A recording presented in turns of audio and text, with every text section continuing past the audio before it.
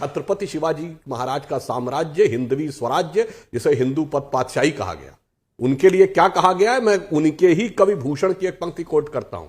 उन्होंने कहा, दाढ़ी के रखैया की दाढ़ी सी राहत छाती। दाढ़ी रखने वालों के लिए कहा कि दाढ़ी के रखैया की दाढ़ी सी राहत छाती, जस जस बड़ी हद हिंदुआने की। ये हिंदुआना क्या होता है जनाब? फिर पूरी पंक्ति बोल देता हूं।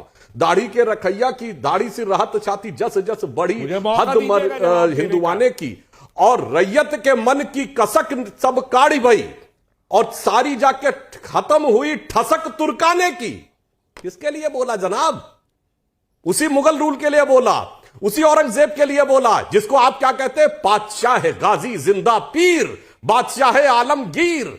इसलिए मैं ये मत कहिए, वहीं से प्रेरणा ली थी, चाहे सावरकर हो चाहे अलग हो। और फिर मैं और स्पष्ट कर देता हूं, शिवाजी ने क्या बोला? राखी हिंदुआनी हिंदुआन का तिलक राखो, स्मृत पुराण राखी वेद धुनि सुनी में, और शाही के सपूत शिवराज शमशीर तेरी, दिल्ली दल दाप के दीवाल राखो दूनी में। इसलिए अपने मन से वो व्याख्या मत करिए। और जहां तक एक और बात कहना चाहूं, हिंदू धर्म ही वह धर्म है जिसकी वजह से दुनिया में इकलौते मुसलमान भारत में इतने सुरक्षित हैं कि आपने कभी भारत में सुना कि शियाओं की मस्जिद के ऊपर धमाका हो गया? बताइए साहब। जबकि इस्लाम में एक फिरका, बताइएगा, आप तो आलिम आदमी हैं रहमानी साहब, जिसने एक ने दूसरे के खिलाफ फतवा न जारी कर रखा हो कि ये गैर इस्लामी है। और गांधी जी ने कहा था कि अगर कोई तुम्हारे एक गाल पे चाटा मारे तो तुम दूसरा गाल आगे कर दो। लेकिन बात जब देश की आती है और हमारे गालों पे चाटा पड़ता है, तब हम क्या करेंगे? चौथी पंक्ति में ध्यान चाहता हूं आपका कि हमने गांधीवादी वाले रास्ते का रुख देख लिया, हमने गांधीवादी वाले रास्ते का रुख देख लिया, हमने अहिंसा की राह पर भी चलकर देख लिया। अहिंसा की मर्यादा को देश प्रेम से ढक देंगे, अहिंसा की मर्यादा को देश प्रेम से ढक देंगे। जो गाल पे चाटा मारेगा वो हाथ काट के रख देंगे। वाह भाई वाह।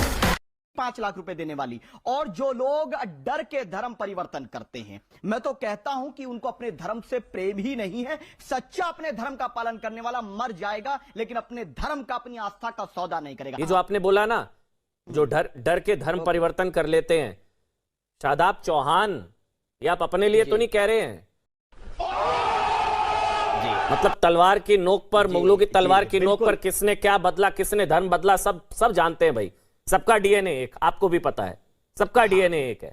तलवार की नोक पर किसने धर्म बदला, पूर्वजों में जाएंगे तो सब समझ में आ जाएगा। तो ये ऐसी बातें अपने ऊपर मत करिए आप। Too many thoughts on my mind, I can't sleep at night, so I just keep writing.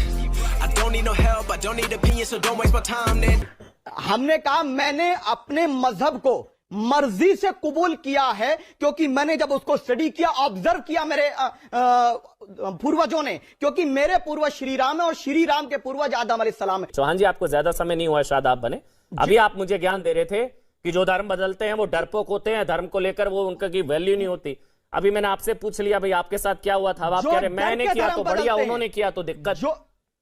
मैंने दिल से, मैंने कुरान कैंप लग रहे हैं घर वापसी के शादाब भाई, आप भी सोच सकते हैं कैंप लग रहे हैं घर वापसी के। मेरे पूर्वज आप नहीं हो, आपका चोपड़ा का कोई रिश्ता नहीं, मैं ठाकुर हूं, मेरा रिश्ता श्री राम का, श्री राम। आपका चोपड़ा का कोई रिश्ता नहीं, मैं ठाकुर हूं। बीच में कन्वर्टेड लोग हमें बता रहे हैं कि मैं ठाकुर हूं और राम जी मेरे हैं। कृपया हमें यहाँ ये ना समझाएं, सनातनियों को ये ना समझाएं राम किसके हैं। राम भाई चोपड़ा जी के भी हैं, मेरे भी हैं, अखिल विश्व के भगवान हैं। आप ये मत बताइए कि मैं ठाकुर हूं और वो मेरे हैं और आपके नहीं हैं। अरे ये सब ढोंगी लोग हैं। ये एक मिनट सुन तो लीजिए, मैं आपको बता रहा हूं। ये धर्म के नाम पे देखिए, ये गलत, लेकिन धर्म के नाम पे ये राजनीति कर रहे हो। जफर भाई यहाँ कह रहे हैं कि ये सारे लोग नकली हैं। जफर भाई, मैं आपसे पूछना चाहता हूं कि प्लीज असली लोगों को सामने लेकर के आइए। असली लोग हमें देखने को ही नहीं मिलते हैं। जफर इस्लाम नहीं, एक अकेले व्यक्ति से कुछ नहीं होता, वो एक राजनीतिक व्यक्ति हैं और वो उनका अपना वोट बैंक होता है, उनको अपने हिसाब से बोलना होता है। मैं क्लियर कह रहा हूं। अरे बाप रे, ये तो धोती खोल रहा है। अलीमुद्दीन सादी साहब, मतलब सादी साहब, मतलब अगर कोई भी, लेकिन प्रॉफिट मोहम्मद साहब को लेकर अगर ऐसा कुछ कहा गया तो गला काट देंगे, ठीक है? कोई भी काट सकता ऐसा करेगा, हम ऐसा ही करेंगे। मौलाना साहब ने बहुत स्पष्ट ही बात कही है। और ईमानदारी की दाद देनी चाहिए उन्होंने, उन्होंने उनकी जो बात थी उन्होंने बहुत स्पष्ट तौर पे कही है, और जो उनको कहना था वो उन्होंने बहुत स्पष्ट तौर पर कहा है। और यहाँ पर जितने भी लोग हैं वो राजनीतिक लोग हैं, इन्होंने कहा है कि गला काटेंगे। मैं बस एक बात कहना चाहता हूँ, ऑडियो बंद है। एक बात मैं बस कहना चाहता हूँ कि मौलाना साहब, जो आप कह रहे हो कि वहां उस स्टूडेंट ने समझाने की कोशिश की थी ये गलत है। टीचर ने ये कहा था अगर किसी की भावनाएं आहत होती हैं तो वो बाहर निकल जाए। वो स्टूडेंट बाहर नहीं निकले थे, उन्होंने जानबूझकर अपनी भावनाएं आहत करवाई और उसके बाद में बिहेड किया। पहले आपको पूरी जानकारी होनी चाहिए। दूसरी बात मैं कह दूं, फ्रांस को इस्लामिक कंट्री नहीं है, वहां पे शरणार्थियों को शरण दी गई थी तब जब वो पूरे विश्व में मर रहे थे।